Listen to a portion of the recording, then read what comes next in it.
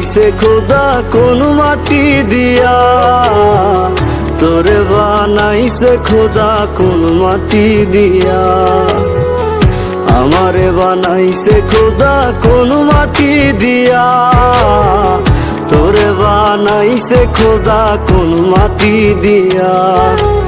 এক মাটিরই তৈরি দুজন, যদি বলি মন মহাজন, তবে কেন সাদা কালো রং? ও এক মাটিরই তৈরি দুজন, যদি বলি মন মহাজন, তবে কেন সাদা কালো রং?